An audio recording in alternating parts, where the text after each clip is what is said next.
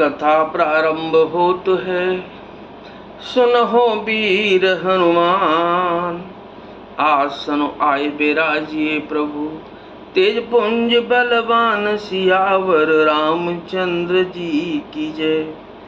जैसे मूर्ख कुत्ता सिंह को देखकर सूखी हड्डी लेकर भागे और वो मूर्ख ये समझे कि कहीं उस हड्डी को सिंह छीन न ले, वैसे ही इंद्र को नारद जी मेरा राज्य छीन लेंगे ऐसा सोचते लाज नहीं आई।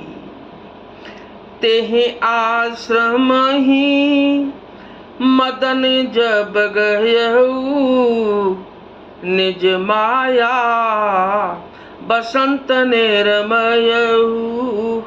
कुसुमित विविध बिटप बहुरंगा, कूजहि कोकिल गुंजहि भृंगा। जब कामदेव उस आश्रम में गया तब उसने अपनी माया से वहां बसंत ऋतु को उत्पन्न किया। तरह तरह के वृक्षों पर रंग बिरंगे फूल खिल गए, उन पर कोयलें कूकने लगी और भौरे गुंजार करने लगी। चली सुहावनी त्रिविध बयारी, काम कृशानु बड़ाव निहारी। रंभादिक सुर नारी नबीना, सकल असम सर कला प्रवीणा। कामाग्नि को भड़काने वाली 3 प्रकार की शीतल मंद और सुगंध स्वाबनी हवा चलने लगी। रंभा आदि नव युवती देवांगनाएं जो सबकी सब काम कला में निपुण थीं। करहि गान बहुतान तरंगा, बहुविध क्रीड़ पानी पतंगा। देख सहाय मदन हर्षाना, कीन से पुण्य प्रपंच वेदेनाना। वे बहुत प्रकार की तानों की तरंग के साथ गाने लगी और हाथ में गेंद लेकर नाना प्रकार के खेल खेलने लगी। कामदेव अपने इन सहायकों को देखकर बहुत प्रसन्न हुआ और फिर उसने नाना प्रकार के माया जाल किए। काम कला कछु मुनि न व्यापी, निज भय डरे हूँ मनोभव पापी। सीम की चापी सकई को तासु, बड़ रखबार रमापति जासू। परंतु कामदेव की कोई भी कला मुनि पर असर न कर सकी। तब तो पापी कामदेव अपने ही नाश के भय से डर गया। लक्ष्मीपति भगवान जिसके बड़े रक्षक हों, भला उसकी सीमा मर्यादा को कोई दबा सकता है क्या? कभी नहीं। सहित सहाय सभीत अति, माने हारे मन मैन। गहि से जाहि मुनि चरण तब, कहि सुठ आरत बैन सियावर रामचंद्र जी की जय। तब अपने सहायकों समेत कामदेव ने बहुत डर कर और अपने मन में हार मानकर बहुत ही आर्त यानी कि दीन वचन कहते हुए मुनि के चरणों को जा पकड़ा। भयहुन नारद मन कछुरोसा, कहे प्रिय बचन काम परितोषा। नाहि चरण सिरु आय सुपाई, गयहु मदन तब सहित सहाई। नारद जी के मन में कुछ भी क्रोध नहीं आया। उन्होंने प्रिय वचन कहकर कामदेव का समाधान किया। तब मुनि के चरणों में सिर नवाकर और उनकी आज्ञा पाकर कामदेव अपने सहायकों सहित लौट गया। मुनि सुशीलतायापन करनी, सुरपति सभा जाहि सब बरनी।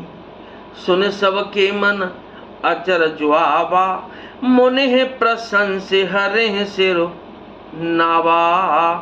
देवराज इंद्र की सभा में जाकर उसने मुनि की सुशीलता और अपनी करतूत सब कही, जिसे सुनकर सबके मन में आश्चर्य हुआ और उन्होंने मुनि की बड़ाई करके श्री हरि को सिर नवाया।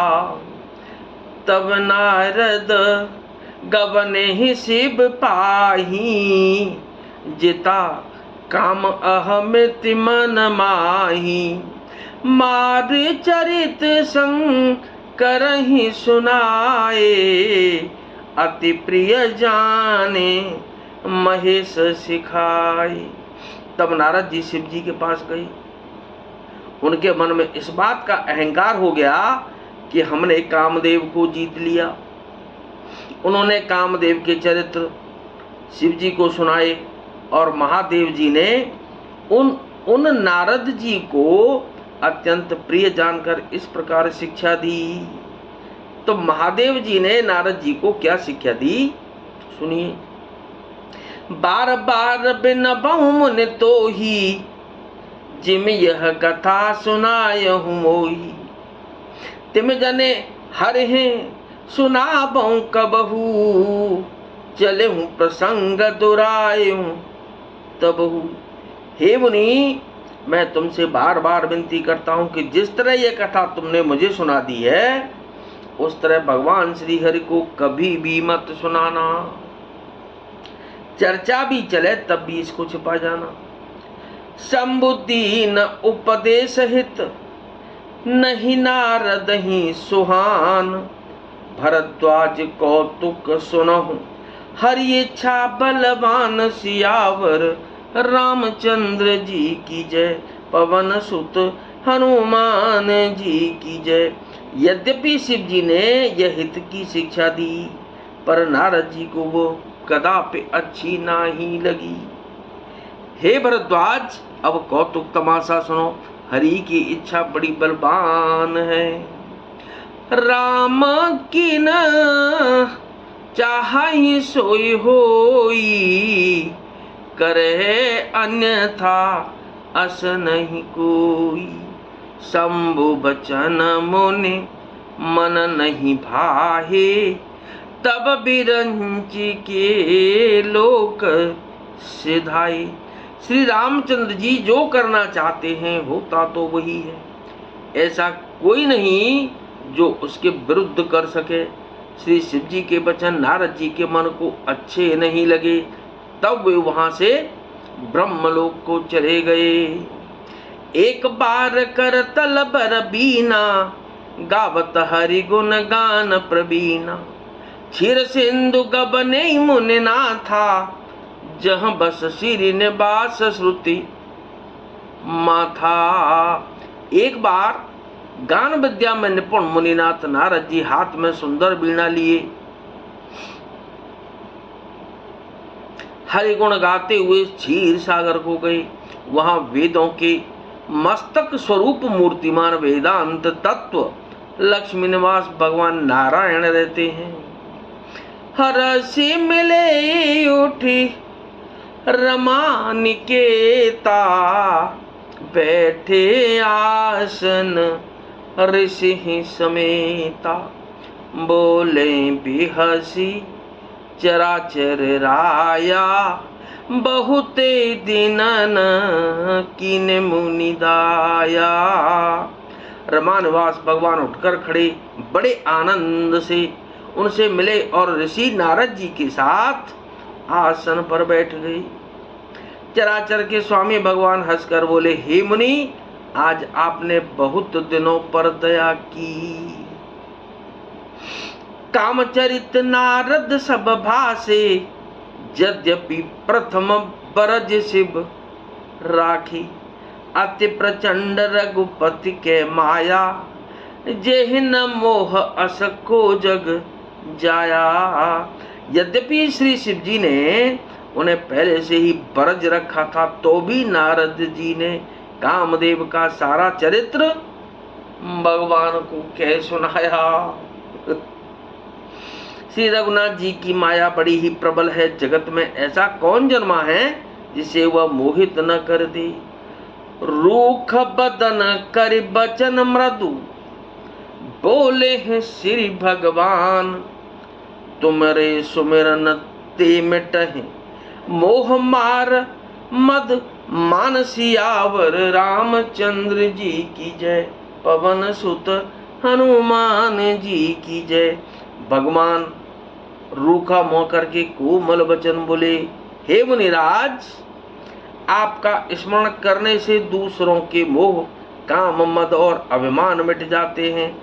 फिर आपके लिए तो कहना ही क्या है। आगे की कथा अगले एपिसोड में। कथा विसर्जन हो तो है, विदा हो हनुमान, और राम लखन और जानकी सदा करें कल्याण। सियावर रामचंद्र जी की जय। पवन सुत हनुमान जी की जय।